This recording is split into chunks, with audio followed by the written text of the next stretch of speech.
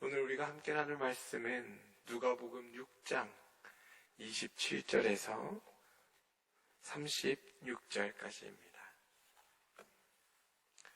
누가복음 6장 27절에서 36절까지입니다.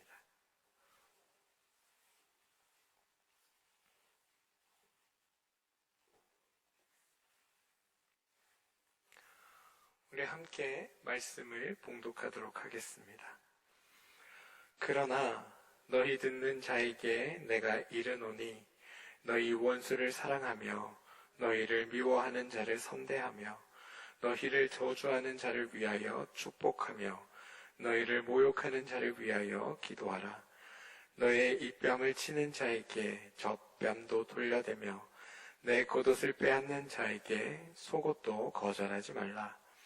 내게 구하는 자에게 주며 내 것을 가져가는 자에게 다시 달라 하지 말며 남에게 대접을 받고자 하는 대로 너희도 남을 대접하라. 너희가 만일 너희를 사랑하는 자만을 사랑하면 칭찬받을 것이 무엇이냐? 죄인들도 사랑하는 자는 사랑하느니라. 너희가 만일 선대하는 자만을 선대하면 칭찬받을 것이 무엇이냐? 죄인들도 이렇게 하느니라. 너희가 받기를 바라고 사람들에게 구워주면 칭찬받을 것이 무엇이냐? 죄인들도 그만큼 받고자 하여 죄인에게 구워주느니라. 오직 너희는 원수를 사랑하고 선대하며 아무것도 바라지 말고 구워주라. 그리하면 너희 상이 클 것이요 또 지극히 높으신 이의 아들이 되리니 그는 은혜를 모르는 자와 악한 자에게도 인자하시니라. 너희 아버지의 자비로우심 같이 너희도 자비로운 자가 되라. 아멘. 하나님께서 주시는 놀라운 은혜와 축복이 여러분들과 함께 하시기를 주님의 이름으로 축원합니다. 유대와 예루살렘 그리고 이방 지역인 두로와 시돈 이런 지역들로부터 예수님을 찾아오는 많은 무리들이 있었습니다. 어떤 이들은 병고침을 비롯해서 예수님이 베푸시는 기적과 그의 능력의 그 행함을 통해서 어떠한 혜택을 받기 위해 찾아온 자도 있었고, 어떤 이들은 말씀을 듣기 위해 찾아온 자들이 있습니다. 이게 요 앞에 6장 17절, 18절에 그런 내용들이 등장합니다. 아무튼 예수님께서는 누가 찾아오든 그들을 거절하지 않았습니다. 각자 원하는 것을 얻게 됩니다. 병고침을 원하는 이들은 치유를 받고, 말씀을 듣는 자들은 지극히 높으신 이의 하나님의 되는 길을 찾습니다. 병고침을 받고 돌아간 이들은 다시 질병에 걸립니다. 반면에 하나님의 나라를 받아들인 이들은 새로운 생명의 삶을 살아갑니다. 6장 20절하고 26절은 네 가지의 복하고 화에 대한 예수님의 선포하심이 담겨 있다면, 오늘 읽은 27절에서 이 38절 말씀에는 자비로운 자가 되라는 결론을 가진 이야기로 이렇게 내용을 요약할 수 있을 것 같습니다. 아무튼 자비로운 사람이 될 필요성에 대해서는 어느 시대나 어느 누구나 부정하지 않습니다. 그러나 자비로움이라는 게 어떤 건지, 또 왜 자비로워야 하는지에 대해서는 예수님께서는 전혀 다른 기준을 우리에게 제시하십니다. 그래서 낯설고 때로 어렵고 또 때로는 거부감이 들기도 합니다. 원수를 사랑하라 라는 오늘 27절의 말씀은 사실 예수님이 살던 당시 가장 훌륭한 윤리 사상에서는 물론이고 유대인들의 성서, 그러니까 구약에서조차도 매우 생소한 개념입니다. 원수를 사랑하라. 이웃을 내 몸과 같이 사랑하라는 레위기 19장 18절의 율법은 강조될 수 있지만 원수를 사랑하라라는 계명은 사실은 예수님 이전에는 등장하지 않습니다. 오히려 원수를 사랑하는 것은 사실 따지고 보면 율법을 위반하는 행위입니다. 레위기 24장 20절, 신명기 19장 21절에는 눈에는 눈, 상처에는 상처, 이렇게 갚으라고 성경은 권면합니다. 원수에게 보복이 가해지는 것은 사실 마땅하다 하는 게 사실은 구약의 주장이었습니다. 하나님께서는 의인을 사랑하시고 악인들을 미워하신다는 구절들은 사실 구약에서는 얼마든지 찾아볼 수 있는 구절이기도 합니다. 원수 관계는 가해자와 피해자 사이에서 발생하는 겁니다. 누군가 악한 일을 행하고 그 악한 일 때문에 피해본 사람이 생긴다는 거죠. 누군가를 미워하고 저주하고 모욕하는 것이 어떠죠? 간접적인 가해라면 남의 뺨을 때리고 겉옷을 빼앗고 또 남의 것을 도둑질 가는 것은 직접적인 가해입니다. 가해한다는 것은 피해자를 생겨나게 한다는 점에서 죄가 되는 겁니다. 악행이 멈춰져야 한다. 더 이상 악한 일이 생기지 않아야 한다. 이거는 사실은 절대적인 우리가 지켜야 할 율법입니다. 악한 일을 행하지 말라. 그것이 정의고, 정의는 하나님의 본성이다라고 성경은 우리에게 알려주고 있습니다. 그리고 정의가 실현되기 위해 어떤 악을 행한 가해자가 있다면, 누군가에게 피해를 끼친 가해자가 있다면, 그는 그 피해에 대해, 해끼침에 대해서 율법의 정죄를 받아야 하고, 그리고 누군가로부터 피해를 받은 피해자는 그에 합당한 보상을 받는 것. 사실은 이게 성경이 말하는 정의입니다. 그런 점에서 원수를 사랑하라, 가해자를 사랑하라라는 명령은 사실 어떤 의미에서 보면 폭력을 그냥 내버려 두라, 피해자의 희생을 너희가 용인해라, 이해해라 라고 이야기하는 것과도 사실은 같습니다. 그렇게 본다면 원수를 사랑하라라는 계명은 그러니까 정의가 아니라 불의가 되기도 합니다. 가는 말이 고와야 오는 말이 곱다라는 격언이 우리 사회 일반적으로 통용되는 말 아닙니까? 이 말은 내가 남에게 나쁜 말을 하면 나도 나쁜 말을 들을 각오가 되어 있어야 한다라는 뜻 아닙니까? 악한 일을 행하면 그에 대해서 네가 거기에 대한 다른 피해를 감수해야 한다.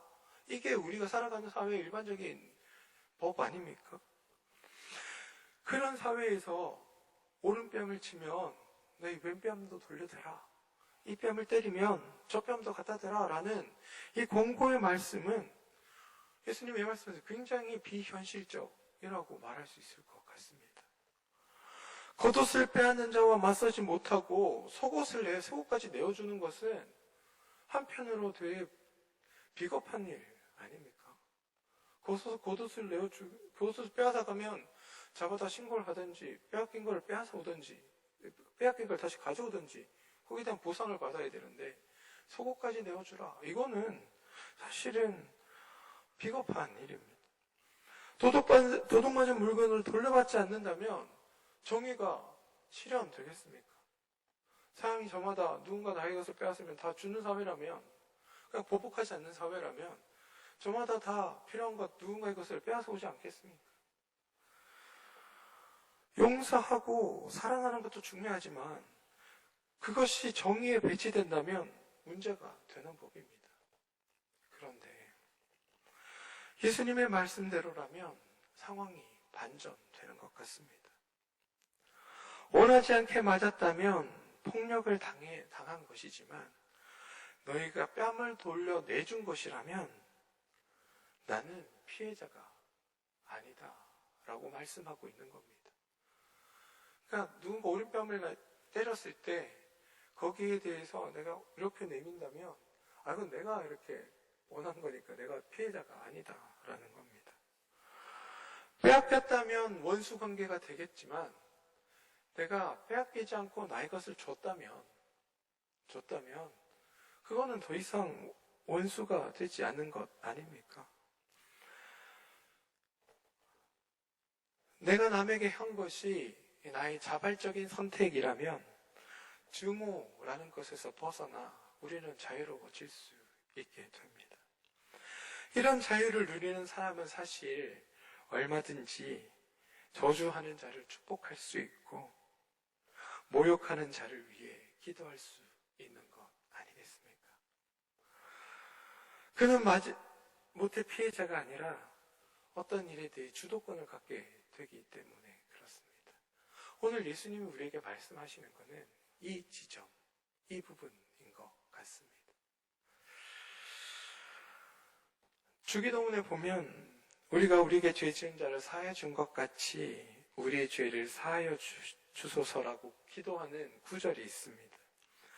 부활하신 주님은 제자들에게 너희가 누구의 죄든지 사하면 사라질 것이요 누구의 죄든지 그대로 두면 그대로 있으리라 라고도 말씀하십니다. 다시 말하면 죄가 용서될 수 있는가 없는가에 대한 권한이 바로 우리 사람들에게 주어져 있다라는 뜻이기도 합니다. 그리고 그 권한은 절대로 가해자가 아니라 누군가에게 피해를 받은 피해자가 가지고 있다라고 이해할 수 있습니다. 용서라는 것이 인간을 넘어 전적으로 하나님의 일이고 구원의 열쇠라고 우리가 말할 수 있다면 피해자가 그 열쇠를 쥐고 있다라고 한다면 그는 더 이상 피해자가 아니라 하나님의 동역자가 되는 것 아니겠습니까? 이것이 우리가 원수를 사랑할 수 있게 되는 힘입니다. 이해가 되시나요? 악인도 자신의 이웃을 사랑하고 범죄자도 자신의 동료들을 사랑합니다. 원수들도 자신이 사랑하는 사람들에게는 선하게 대합니다. 그러니까 이웃을 사랑한다는 것은 특별히 칭찬받을 것이 못되기도 합니다. 사랑하는 사람을 사랑하는 것은 평범한 일이고 그런 사랑이 자칫 너무 많아지면 이기적으로 누군가에게 해악을 끼칠 수 있기 때문에 우리가 경계해야 할 사랑이기도 합니다.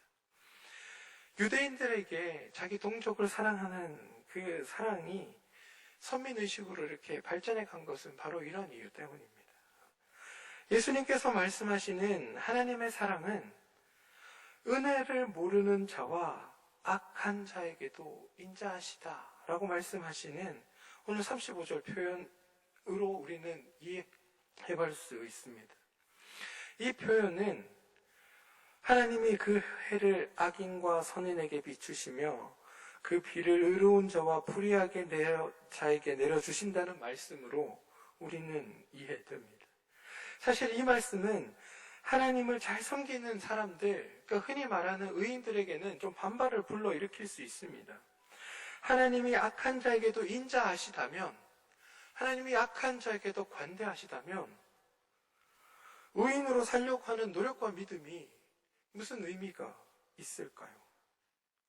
심판받을 자들에게조차 하나님이 자비를 베푸신다면 심판받지 않기 위해 수고하고 애쓰며 살아가는 많은 사람들은 좀 억울하지 않겠습니까? 유대인들이 듣기에 예수님의 이 말씀은 원수를 사랑하라, 이 말씀은 사실은 신성모독으로 들리는 매우 위태한 말씀입니다. 예수님의 하나님은 의인을 사랑하시고 악인을 미워하시는 세상의 모든 신들과 다른 하나님입니다. 유대인들이 믿던 하나님과 다르다는 겁니다. 신을 잘 공경하는 사람들을 축복하고 신을 거역하는 사람들을 저주하는 모든 신들과 다른 신이 바로 우리의 하나님입니다. 겁니다. 우리가 받은 축복이 우리가 하나님께 드린 어떠한 충성의 대가가 아니라는 겁니다. 만일 헌신하는 이들을 하나님이 특별히 사랑하신다면, 그런 사람, 헌신하는 이들만을 하나님이 특별히 사랑하신다면, 그런 하나님은 뇌물을 받는 하나님 아닙니까? 누구에게는 자비롭고, 누구에게는 자비롭지 않다면, 그런 하나님이 모두의 하나님이 될 수 있겠습니까? 더할 나위 없이 충실한 큰아들로부터 비난을 받으면서까지 망나니 같은 둘째 아들을 사랑한 아버지. 그 자비로운 아버지가 우리의 하나님이시다라고 예수님은 말씀하셨습니다. 예수님께서 이러한 하나님이 우리의 하나님이시다라고 고백하십니다. 아들의 특성은 아버지를 닮는 데 있다고 하지 않습니까?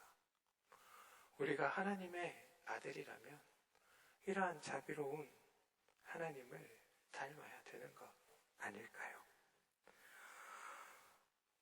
외적인 모습으로도 또 유전적인 모습으로도 우리가 아버지를 닮지 못한다면 아버지의 자녀가 더 이상 아닌 것 아니겠습니까? 하나님을 나의 아버지라고 고백한다면 우리는 하나님을 닮아야 합니다. 사랑하는 성도 여러분, 이웃과 원수를 함께 사랑해야 하는 지극히 높으신 하나님의 자녀가 된다는 것은 바로 이런 말입니다. 우리는 누군가 잘 되는 것을 보면 축하하긴 하지만 마음 한편으로는 배가 좀 아프기도 합니다. 누군가 나쁜 일을 당하면 위로하긴 하지만 마음 한편으로는 왠지 내가 아니어서 안도를 느끼기도 합니다. 그런 게 우리의 모습입니다. 그런데 그런 우리에게 오늘 예수님은 너희가 원수까지도 사랑하라 라고 말씀하고 계십니다. 하나님처럼 너희가 자비로운 자가 되라 라고 말씀하고 계십니다. 사랑하는 성도 여러분, 오늘 하루 하나님의 자비로움을 닮아 자비로운 이들이 되시기를 주님의 이름으로 축원드립니다. 그 말씀이 자비로운 사람이 되라, 자비로운 이가 되라 라는 이 말씀이 원수를 사랑하라 라는 말씀과 이렇게 같은 말씀이라는 것을 여러분 기억하여 주시고, 오늘 하루 여러분이 사랑하는 자들만을 사랑하는 날이 아니라 내가 도저히 사랑할 수 없는 자들까지 사랑하게 되는, 내가 받은 피해에, 내가 받은 아픔에 너무 집중할 것이 아니라 내가 받은 이 피해와 아픔을 가지고 있음에도 불구하고 기꺼이 다른 이들을 용서하고 내어줄 수 있는 그 자리에 여러분들이 이르시기를 주님의 이름으로 축원드립니다. 우리 함께 기도하겠습니다. 은혜 하나님 감사합니다. 오늘 주님의 말씀을 함께 나누면서 우리가 닮아야 할 아버지의 모습이 어떤 모습인지 우리 함께 나누었습니다.